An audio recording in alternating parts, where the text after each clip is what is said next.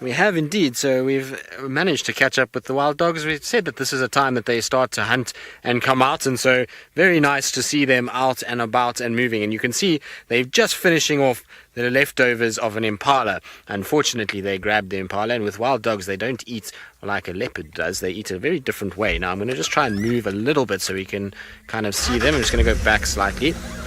They will eat little bits and chunks and try and kind of grab little pieces, and everyone will eat as fast as possible because they don't have the luxury of being able to put it up in a tree like the leopards do. And so what they've got to do is they've got to eat very, very quickly before things like hyenas come around and try and chase them off and steal their food. So they quickly eat as fast as they can, and then they move off. Now, there are 6 wild dogs in total here, which is a small pack. Generally with wild dogs, you'll find that they can be small packs like this that are 6 and all the way down to about 2 or 3, and then they can go all the way up to over 40 dogs together, which is quite crazy. Now, when there's 40 dogs together, they have to eat so much. They have to constantly try and find food and look for food, and it means that they hunt a lot more than what these 6 would do. These 6 would be chasing something like an impala. They would eat, and then they'd be quite full. You can see their tummies fill up,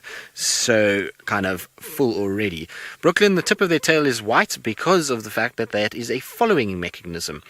So what you'll see is many of the animals out here will have some sort of marking on their tail or their bum that will be easily seen by others. And so what you'll find is something like, let's say, these guys with white tips. Lions have a black tip to their tail, and that's so that they are able to see one another when they're running ahead, and it allows them to stay together in a group. It also allows them to see a safe passage. Now, they've finished their meal, and now they're going to trot on, so they might carry on hunting, or they might go for water. Now, often after they've eaten, it's time to go and have a little drink, and there's a pan that's actually not too far away, so we're going to try and catch up with them and see where they go. The problem with wild dogs is they move so fast. It can be really tricky to keep up with the wild dog. They tend to run a lot faster than people think, and so it can be really hard if they do decide to run. So we'll have to just kind of try and stay with them as much as possible. So we're going to just try and sneak through here.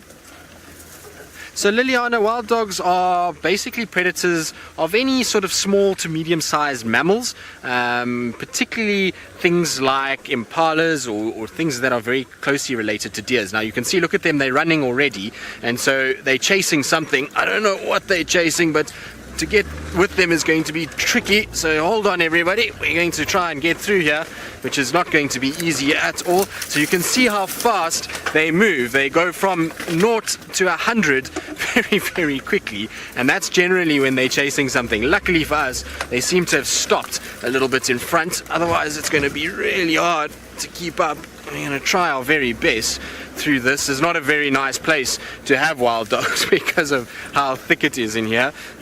So this should be fairly intriguing, but we'll try our very best. Oh, hello. There you are.